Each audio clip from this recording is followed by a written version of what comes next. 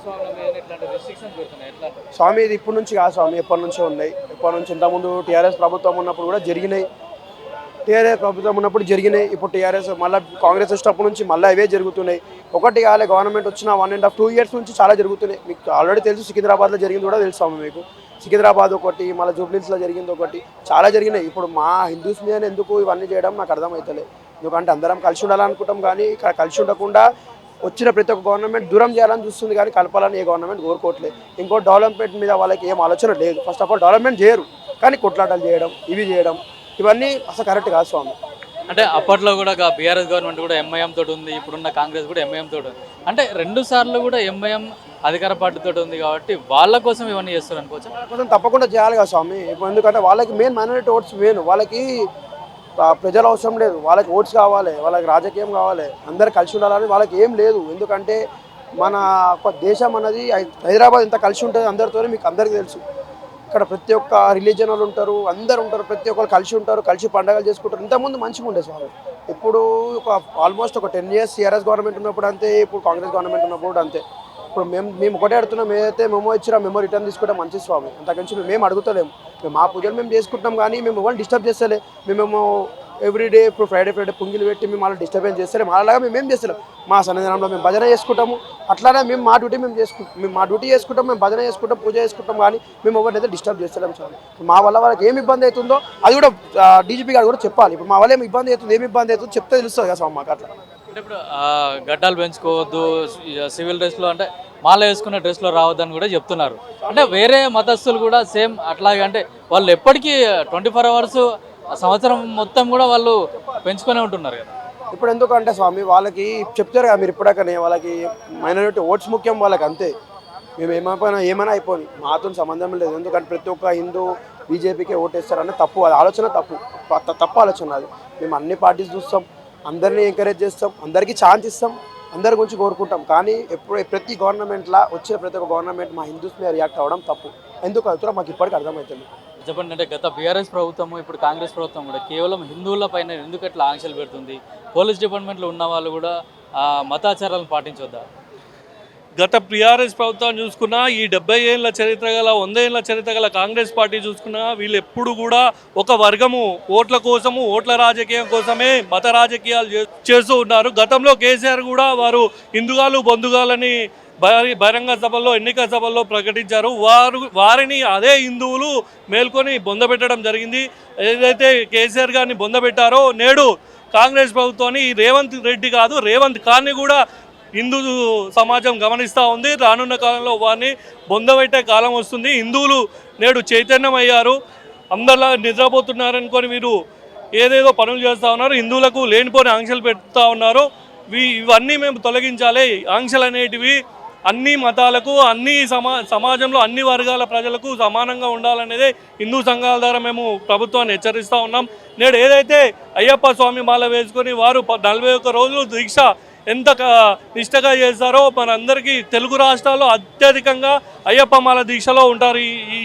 ఈ 2 నెలల కాలంలో వారిని మనము గౌరవించకుండా అవమానిస్తూ ఉన్నారు ఈ కాంగ్రెస్ ప్రభుత్వము. నిన్నటి కాక మొన్న జరిగినట్టు ఎన్నికల్లో కూడా కాంగ్రెస్ ప్రభుత్వము సీఎం గారు ఇది ముస్లిం పార్టీ, ముస్లిం ఉంటేనే కాంగ్రెస్ ఉంటేనే ముస్లిం అనే విషయము సమాజానికి అందరికీ తెలుసు. అదేవిధంగా హిందువుల కోసం ఏదైతే పోరాడుతుందో, ఏదైతే ఒక పార్టీ ఉందో అది భారతీయ జనతా పార్టీ అని హిందువులు అందరూ గమనిస్తూ ఉన్నారు. రానున్న కాలంలో ఈ రాష్ట్రంలో భారతీయ జనతా పార్టీ జెండా ఎగురవుతుంది. అప్పుడే హిందువులకి సరైన న్యాయం జరుగుతుంది. అంటే మతాచారాలు అనేది ఏ పార్టీకి సంబంధం లేకుండా జరుగుతుంది కాబట్టి హిందూ మతాల పైన ఎందుకు ఇట్లా దాడులు జరుగుతాయి? మతాచారాలు ఏ పార్టీకి సంబంధం లేకుండా జరుగుతుంది అనుకోవడం మనల్ని అదొక మభ్యపెట్టే మాట మాత్రమే. కానీ ఒక్క మతానికే కొమ్ము కాస్తూ, ఒక్క మతం ఓట్ల కోసమే వారు ఎన్నికల్లో వారికి హామీలు ఇస్తూ 80% ఉన్న హిందువులని మర్చిపోయి వీరు 500కో 1000కో వీళ్ళ ఓట్లు కొనొచ్చు అనే ఒక భ్రమలో బ్రతుకుతూ ఉన్నారు.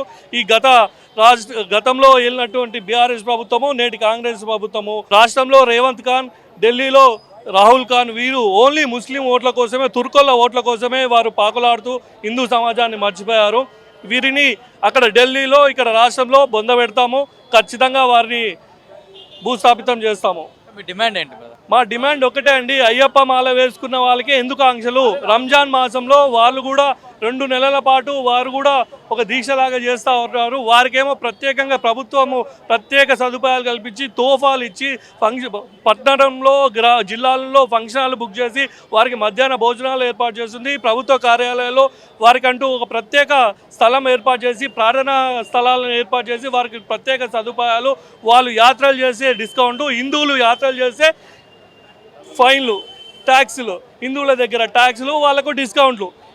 ఈ ధోరణి మానుకోవాలని హిందూ సంఘాల ద్వారా మేము హెచ్చరిస్తూ ఉన్నాము. ఏదైతే ఉందో ఆంక్షలు అన్ని వర్గాలకు అన్నిటికీ ఉండాలి. ముస్లిం సోదరులు కూడా పోలీస్ డిపార్ట్మెంట్లో గడ్డాలు పెంచుకొని ఉన్న వాళ్ళు లేరా? వాళ్ళని నించండి గడ్డాలు. మీకు దమ్ముంటే రేవంత్ ఖాన్, నీకు దమ్ముంటే ఈ తుర్కోళ్ళు ఎవరైతే పోలీస్ డిపార్ట్మెంట్లో వివిధ శాఖల్లో ఉన్నారో వాళ్ళ గడ్డాలు ఉన్నాయి కదా, వాళ్ళకి తీయించి హిందువుల దగ్గరికి రా. అప్పుడు మేము కూడా పాటిస్తాం. మేము ఏదైనా ఆంక్షలు తీసుకోవడానికి దాడి ఓన్లీ హిందువులకే పెట్టకండి. మీరు సమానంగా మీరు ప్రజలను సమానంగా పరిపాలించడానికి వచ్చారు. ఫలాలైనా హక్కులైనా సమానంగా అందించండి. ఇదే మేము డిమాండ్ చేస్తూ ఉన్నాం. ఇప్పుడు అయ్యప్ప భక్తుల మీద ఏ గవర్నమెంట్ వచ్చినా కూడా ఇట్లాంటి ఆంక్షలు విధిస్తుంది. హిందువులపైన కూడా దాడులు పదే ఎక్కువగా జరుగుతున్నాయి. గతంలో బీఆర్ఎస్ ఉన్నా, ఇప్పుడు కాంగ్రెస్ ఉన్నా కూడా ఎట్లాంటి మార్పులు లేదు దాంట్లో. అంటే ఈ రాష్ట్ర ప్రభుత్వం హిందువులను ఒక చిన్న చూపుగా చూస్తూ ఉంది. ఎందుకంటే ఈ కాన్స్టిట్యూషన్ ఫండమెంటల్ రైట్స్ హిందువులకు వర్తించవా, లేకపోతే కేవలం ఇస్లామిక్ అండ్ క్రిస్టియన్స్ వాళ్ళకే వర్తిస్తాయనేది ప్రశ్నార్థకం. ఇకనైనా ఈ సంఘటనతోటే కాదు, గత 2 సంవత్సరాల నుంచి కాంగ్రెస్ పార్టీ వైఖరి, రాష్ట్ర ప్రభుత్వం వైఖరి చూస్తూ ఉంటే ఇది కేవలము హిందువుల ప్రభుత్వం కాదు, కేవలం క్రిస్టియన్స్ అండ్ ముస్లిం ప్రభుత్వంలా కనిపిస్తుంది. గత 2 సంవత్సరాలుగా హిందూ దేవి దేవతల పైన ఆంక్షలు, గుళ్ళపైన దాడులు, సంస్కృతి మీద దాడి. ఇవాళ వచ్చే నెలలో క్రిస్మస్ వేడుకలు చేస్తారు. ప్రతి ఇంట్లో ఒక చర్చి కొనసాగుతుంది. ప్రతి ఆదివారం అలాంటి ఆంక్షలు ఉంటాం. గణపతి పండుగలు చేయాలని గణపతి మండపాల కాడ ఆంక్షలు, హనుమాన్ చాలీసాలు చదవాలంటే ఆంక్షలు, హనుమాన్ ర్యాలీ తీయాలంటే ఆంక్షలు. 80% ఉన్న హిందువులపైన ఇన్ని ఆంక్షలు ఎందుకు? అన్ని రాజకీయ పార్టీలో ఉన్న హిందువులు కూడా సిగ్గుతో తల ఉంచుకోవాల్సిన అవసరం ఉంది. ఇలా అన్ని రాజకీయ పార్టీలో ఉన్న హిందూ సోదరులు కూడా ఈరోజు ఇలా అయ్యప్ప మాలను ధరించారు. అన్ని వర్గాల వరకు, కొంతమంది అంటారు భారతీయ జనతా పార్టీ ఉన్నత వర్గాలు, ఇలా అణగారిన వర్గాలలో కూడా ఇలా అయ్యప్ప మాలలు వేసుకున్నారు. అన్ని విద్యార్థులలో కూడా ఇలా పాఠశాలలో కూడా ఆంక్షలు పెడుతున్నా. ఈ రాష్ట్ర ప్రభుత్వం వెంటనే స్పందించి ఇలాంటి పైన వెంటనే చర్యలు, డీజీపీని సస్పెండ్ చేయాలని భారతీయ జనతా పార్టీ, భారతీయ జనతా యువమోర్చా డిమాండ్ చేస్తూ ఉంది. ఎందుకంటే ఇలా రంజాన్ మాసంలో చాలామంది ముస్లింలు గడ్డం పెంచుకొని ప్రత్యేక అనుమతులతో రంజాన్ మాసం కొనసాగుతుంది. హిందువులకు ఎందుకు వర్తించలేదు? అండ్ పోలీస్ శాఖలో ఉన్న చాలామంది ఉన్నతాధికారులు కూడా దీనిపైన ఆలోచించాల్సిన అవసరం ఉందని భారతీయ జనతా యువమోర్చా మా రాష్ట్ర అధ్యక్షుడు గణేష్ గారి ఆధ్వర్యంలో ఇవాళ తీసుకున్న దీక్ష కార్యక్రమము అండ్ వినతి పత్రం ఇవ్వాల్సిన కార్యక్రమంలో కూడా అయ్యప్పల మీద దాడులు జరగడం చాలా సిగ్గుసేటుగా మేము భావిస్తా ఉన్నాం. అంటే ముస్లింలు కూడా పోలీస్ డిపార్ట్మెంట్లో ఉంది, వాళ్ళు కూడా గడ్డాలు పెంచుకొని వస్తున్నారు. వాళ్ళు కూడా ఒక్కొక్కసారి శేర్వాలు వేసుకొని అట్లా ఎవ్రీ ఫ్రైడే కూడా నమాజ్ కోసం బయటకు వెళ్తారు. కానీ వాళ్ళకి లేని ఆంక్షలు కేవలం అయ్యప్ప మాల వేసుకున్న వాళ్ళకి గడ్డలు పెంచుకొని రావద్దు అని చెప్పడంలో అందరి ఇట్లాంటి కాంగ్రెస్ పార్టీనే దేశంలో బొంద పెట్టాల్సిన పరిస్థితి వచ్చింది. 90% బొంద పెట్టిరా. ఇంకా 2 రాష్ట్రాల్లో ఉంది. ఈ 2 రాష్ట్రాల్లో కూడా హిందువులు బొంద పెట్టే సమయం ఆసన్నమైంది. ఎందుకంటే అయ్యప్ప మాల భక్తులతో పెట్టుకున్న వాళ్ళు, హనుమాన్ భక్తులతో పెట్టుకున్న వాళ్ళు ఎవడు కొనసాగినట్లేదు. ఎందుకంటే ఈ రాష్ట్ర ప్రభుత్వం ఆల్రెడీ లోకల్ బాడీలో రేపు పొట్టు ఓడిపోబోతుంది. ఎందుకంటే ఈ రాష్ట్ర ప్రభుత్వం తీసుకున్న నిర్ణయాలు చూస్తూ ఉంటే సిగ్గేస్తుంది.